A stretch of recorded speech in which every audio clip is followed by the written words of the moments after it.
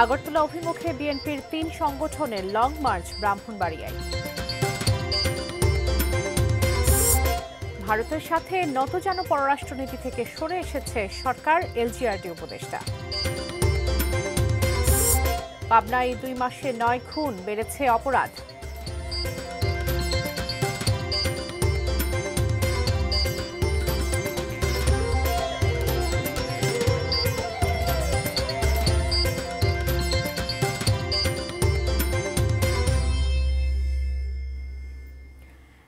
সারা দেশের সবশেষ খবর নিয়ে এটিএন নিউজের নিয়মিত আয়োজন দেশের খবরে সবাইকে স্বাগত জানাচ্ছি। আমি বাবলি ইয়াসমিন। এতক্ষণ শুনছিলেন আকিজ বশির গ্লাসের সৌজন্যে সংবাদ শিরোনাম, জানাবো বিস্তারিত। আগরতলা অভিমুখে লং মার্চ করছে বিএনপির ৩ অঙ্গ সংগঠন। ভারতীয় আগ্রাসনের প্রতিবাদে সকালে রাজধানীর নয়াপল্টন থেকে এই লং মার্চ শুরু হয়। কর্মসূচির উদ্বোধন করেন বিএনপির সিনিয়র যুগ্ম মহাসচিব রুহুল কবির রিজভী। তিনি বলেন, ভারত চায় না এই দেশ জনগণের কথা বলুক। বুধবার সকালে বিএনপির প্রধান ৩ অঙ্গ সংগঠন যুবদল, স্বেচ্ছাসেবক দল ও ছাত্র দলের হাজারো নেতাকর্মী দলীয় কার্যালয়ের সামনে একত্রিত হন ঢাকা টু আগরতলা লং মার্চের উদ্দেশ্যে। লং মার্চ শুরুর আগে সংক্ষিপ্ত সমাবেশে যুবদল সভাপতি মোনায়েম মুন্না বলেন, দেশপ্রেমের প্রশ্নে বিএনপির অবস্থান আপোষহীন। ছাত্রদল সভাপতি রাকিবুল ইসলাম রাকিব বলেন, শেখ হাসিনা ও ভারতের আগ্রাসনের বিরুদ্ধে ছাত্র সমাজ ঐক্যবদ্ধ। এ সময় ছাত্র সংগঠনকে ভারতীয় আগ্রাসনের বিরুদ্ধে মাঠে নামার আহ্বান জানান বক্তারা।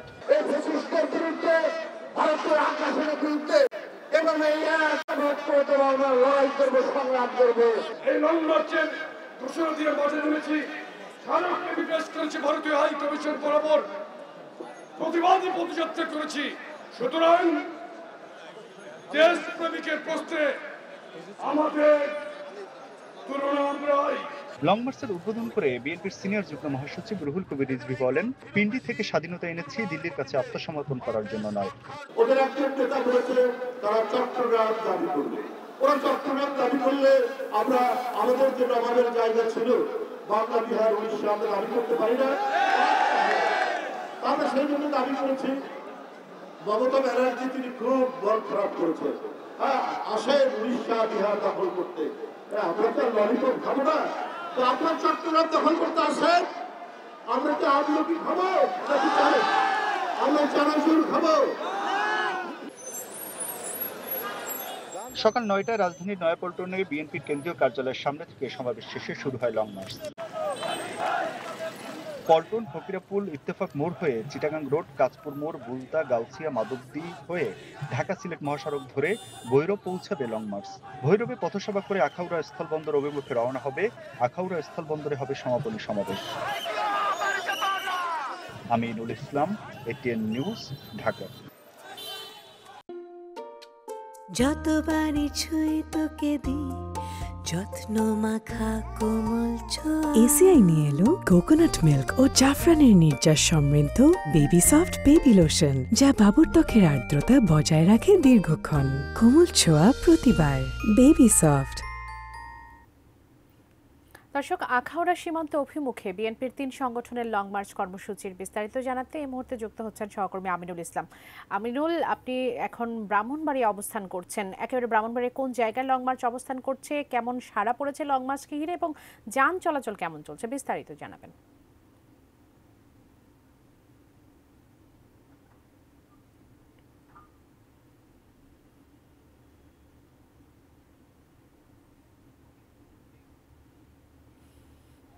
ঢাকা থেকে আগরতলা অভিমুখে বিএনপির অঙ্গ সংগঠন, ছাত্রদল, যুবদল, স্বেচ্ছাসেবক দল যে লং মার্চ কর্মসূচি আজকে পালন করছে, সেই লং মার্চ কর্মসূচিটি যেখানে শেষ হওয়ার কথা সেটি হচ্ছে আখাউড়া স্থলবন্দর। আখাউড়া স্থলবন্দর মাঠে তারা সমাবেশের মধ্যে দিয়ে কর্মসূচি শেষ করবে।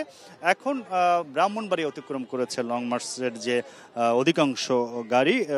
ব্রাহ্মণবাড়িয়াতে এখনও সেই লং মার্চের একটি অংশ এখনো রয়ে গিয়েছে। আমরা দেখেছি ঢাকা থেকে আসলে এই লং মার্চের শত শত গাড়ি সেখান থেকে রওনা হয় এবং তার ফলে পুরো ঢাকা থেকে কাঁচপুর ব্রিজ হয়ে যখন চিটাগাং রোড নারায়ণগঞ্জ নরসিংদী হয়ে এই গাড়িগুলো আসার ফলে আসলে সড়কে বেশ যানজট তৈরি হয় এবং এর ফলে আসলে অনেকগুলো এই লং মার্চে যে গাড়িবহর রয়েছে সেখান থেকেও অনেকে সেই গাড়িবহরগুলো পিছনে পড়ে যায় এবং একটি মূল যে নেতৃবৃন্দের যে বহরটি সেটি আখাউড়ার কাছাকাছি রয়েছে, সেখানে এখনো তারা পৌঁছায়নি। সেখানে সমাবেশের মধ্যে আজকে তারা যে দাবিতে এই লং মার্চটি পালন করছেন সেটি হচ্ছে বাংলাদেশের মানুষের মনোভাবটি তারা তুলে ধরতে চাচ্ছেন। ভারতের গণমাধ্যমে বাংলাদেশ নিয়ে যে মিথ্যাচার করা হচ্ছে, যে সাম্প্রদায়িক দাঙ্গা উস্কে দেওয়ার চেষ্টা করা হচ্ছে, সেটির প্রতিবাদে বাংলাদেশের মানুষের মনোভাব তুলে ধরা হচ্ছে এই লং মার্চের মধ্য দিয়ে। একই সঙ্গে আগরতলা বাংলাদেশের উপহাই কমিশনার কার্যালয়ে সেখানে হামলা এবং পতাকা বাংলাদেশের এই লং মার্চ কর্মসূচি পালন করা হয়েছে। বিএনপির যে যুব সংগঠন যেগুলো রয়েছে তাদের পক্ষ থেকে কর্মসূচি পালন করা হয়েছে। বাংলাদেশের সেই যুব নাগরিকদের তাদের মনোভাবটি তারা প্রকাশ করছেন সেই আখাউড়া সেই স্থলবন্দরে অর্থাৎ বর্ডারে, সেখানে গিয়েই তারা এই লং মার্চের মাধ্যমে আজকের কর্মসূচি শেষ করবেন কিছুক্ষণ পরে। তো এই ছিল আমার কাছে যে আজকে যে লং মার্চ করছেন আগরতলার উদ্দেশ্যে তার খবর। আপনাকে ধন্যবাদ। দর্শক, আখাউড়া সীমান্ত অভিমুখে বিএনপির যে লং মার্চ কর্মসূচি তার বিস্তারিত জানাচ্ছিলেন সহকর্মী আমিনুল ইসলাম। আরও খবর জানাবো, পিরোজপুরে আরেকটি রাষ্ট্রদ্রোহ মামলায় খালাস পেয়েছেন বিএনপির ভারপ্রাপ্ত চেয়ারম্যান তারেক রহমান। দুপুরে পিরোজপুর অতিরিক্ত চিফ জুডিশিয়াল ম্যাজিস্ট্রেট আদালতের বিচারক মোহাম্মদ হেলাল উদ্দিন এই আদেশ দেন। 2014 সালের 24 ডিসেম্বর পিরোজপুর জেলা আইনজীবী সমিতির তৎকালীন সাধারণ সম্পাদক মোহাম্মদ দিলওয়ার হোসেন তারেক রহমানের বিরুদ্ধে দেশের সার্বভৌমত্ব বিনষ্ট এবং বঙ্গবন্ধু শেখ মুজিবুর রহমানকে নিয়ে কুরুচিপূর্ণ ও উস্কানিমূলক বক্তব্যের অভিযোগে সদর থানায় মামলাটি দায়ের করেন। আজ অভিযোগ গঠনের দিন ধার্য ছিল। আসামির বিরুদ্ধে কোনো উপাদান না থাকায় তাকে অভিযোগ থেকে অব্যাহতি ও মামলাটি খারিজের আদেশ দেন আদালত। আমাদের দেশে একটা প্রচলন আছে, বছরের প্রথমে একটা বাচ্চাদের জন্য একটা বড় অ্যামাউন্ট লাগে। ঠিক করলাম যে আমরা একটা ডিপিএস খুলি এবং বিকাশে এটা খোলার কারণ হচ্ছে কি, বেশি হ্যাজেল নাই, বাসায় বসেই সব করা যাচ্ছে।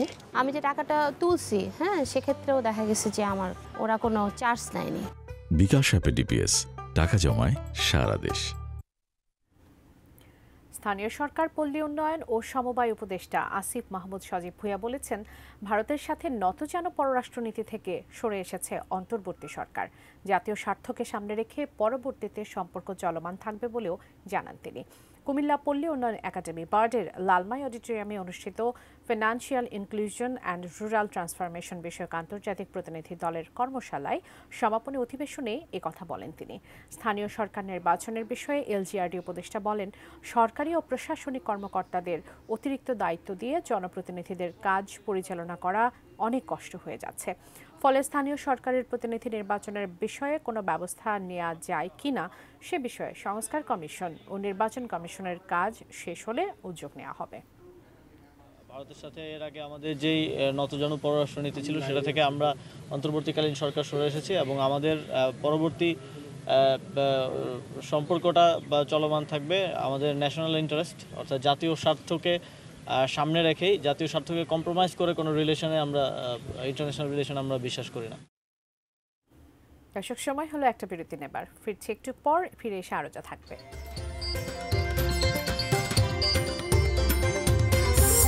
লক্ষ্মীপুরের ফিলিং স্টেশনে আবারও বাসের সিলিন্ডার বিস্ফোরণ, নিহত 2। অসুস্থ আবু সাইদের বাবাকে হেলিকপ্টারে আনা হলো ঢাকায়।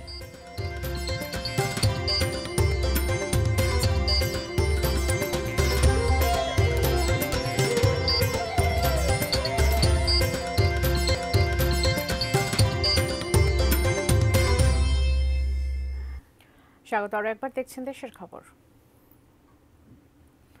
লক্ষ্মীপুরে আবারও সিএনজি স্টেশন থেকে গ্যাস নেওয়ার সময় বাসের সিলিন্ডার বিস্ফোরণে 2 জন নিহত ও 2 জন আহত হয়েছেন। ভোররাত 3:45টার দিকে পৌর শহরের মুন্সিগঞ্জ এলাকার গ্রিন লাইফ সিএনজি স্টেশনে এই দুর্ঘটনা ঘটে। লক্ষ্মীপুর প্রতিনিধি মেহরাজ উদ্দিন রবিনের পাঠানো তথ্য ছবিতে দেখুন ডেস্ক রিপোর্ট। ভোর রাতের দিকে রামগতি উপজেলাগামী আলমদিনা পরিবহন নামে একটি বাস গ্যাস নিতে গ্রিন লাইফ ফিলিং স্টেশনে আসে। গ্যাস দেওয়ার সময় হঠাৎ বিস্ফোরিত হয় বাসটির সিলিন্ডার। সে সময় গ্যাস নিতে আসা গাড়ির স্টাফ ও লোকজন আতঙ্কে ছোটাছুটি করতে থাকে। খবর পেয়ে ছুটে আসে ফায়ার সার্ভিসের একটি ইউনিট। পরিস্থিতি নিয়ন্ত্রণের পর উদ্ধার করে গ্যারেজ মেকানিক আবুল কালামের মৃতদেহ।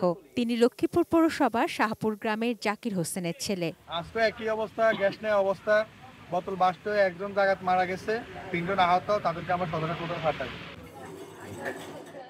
আহত 3 জনকে লক্ষ্মীপুর সদর হাসপাতালে প্রাথমিক চিকিৎসা দেওয়ার পর ঢাকায় পাঠানো হয়। ঢাকায় নেয়ার পথে মৃত্যু হয় আরও একজনের। যেটা চিকিৎসা দেওয়ার সুযোগ পাইনি আমরা আর কি। আমার হেড ইঞ্জুরি আছে, একদম মাথার খুলি থেকে উড়ে গেছে। যে কিভাবে আমরা এই দুর্ঘটনাটি হ্রাস করতে পারি, বন্ধ করতে পারি এবং হতাহতের সংখ্যা কমাতে পারি, এই ব্যাপারে প্রয়োজনীয় উদ্যোগ কিন্তু আমরা গ্রহণ করেছি।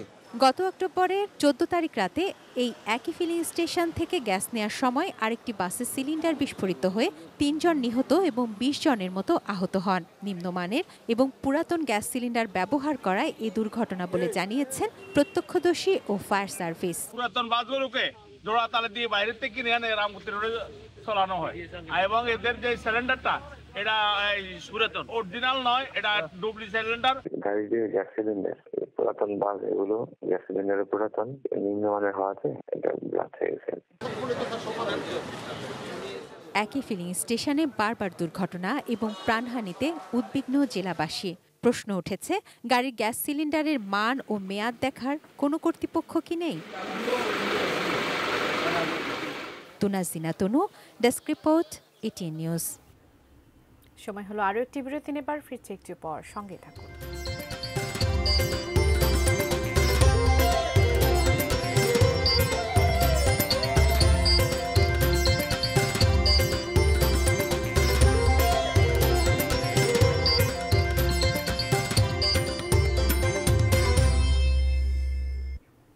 স্বাগত আরও একবার, দেখছেন দেশের খবর। দর্শক, এই মুহূর্তে আমরা বিএনপির আখাউড়া সীমান্ত অভিমুখে যে লং মার্চ কর্মসূচি তার বিস্তারিত জানব। যুক্ত হচ্ছেন সহকর্মী পীযূষকান্তি আচার্য, তিনি এখন ব্রাহ্মণবাড়িয়া থেকে যুক্ত হচ্ছেন। পীযূষ, আপনি একটু জানাবেন যে এখন কর্মসূচি কোথায় অবস্থান করছে, কি পরিস্থিতি সেখানে বিরাজ করছে, বিস্তারিত জানাবেন। ঢাকা টু আখাউড়া যে লং মার্চ সকাল থেকে শুরু হয়েছে, সেই লং মার্চটি এখন ব্রাহ্মণবাড়িয়া থেকে আখাউড়ার অভিমুখে রওনা দিয়েছে। আমি এখন আছি যে আখাউড়া স্থলবন্দরের সমাবেশ স্থলের ঠিক পাশেই। এই সমাবেশ স্থলে কিন্তু এখন হাজার হাজার মানুষের উপস্থিতিতে অনুষ্ঠান চলছে। এখন চলছে সাংস্কৃতিক অনুষ্ঠান। ইথন বাবু এবং ঢাকা থেকে যে শিল্পীরা এসছেন, তারা দেশাত্মবোধক গান বা বিভিন্ন গান গেয়ে তারা দর্শকদের মাতিয়ে রাখছেন এবং কিছুক্ষণের মধ্যে শুরু হবে সমাবেশে আলোচনা সভা।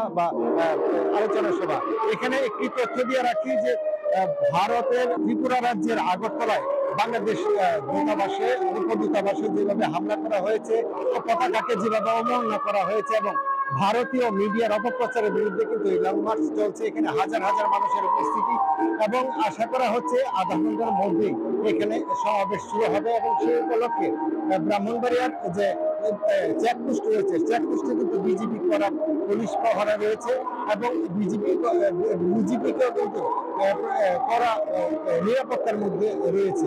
কিন্তু এখানে আমরা দেখতে পাচ্ছি হাজার হাজার মানুষ কিন্তু এখন উপস্থিতি হয়েছে এবং তারা প্রত্যেকে ভারতের এই আধিপত্যবাদের বিরুদ্ধে তারা কিন্তু কথা বলছে। শেষ করবো দেশের খবর, তবে তার আগে আগেজ বসির গ্লাসের সৌজন্যে শিরোনামগুলো জানিয়ে দেবো আরও একবার।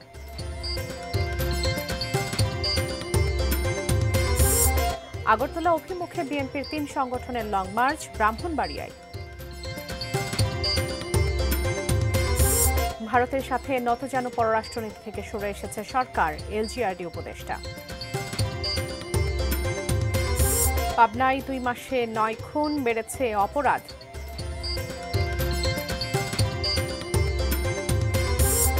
লক্ষ্মীপুরে ফিলিং স্টেশনে আবারও বাসের সিলিন্ডার বিস্ফোরণ, নিহত 2।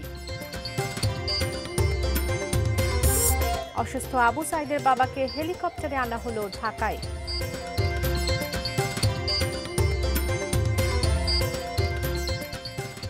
এই ছিল দেশের খবর। এটিএন নিউজের সব খবর জানতে ভিজিট করুন www.atnnewstv.com। এছাড়া চোখ রাখুন এটিএন নিউজের ইউটিউব ও ফেসবুক পেজে। সঙ্গে থাকুন, দেখতে থাকুন এটিএন নিউজ।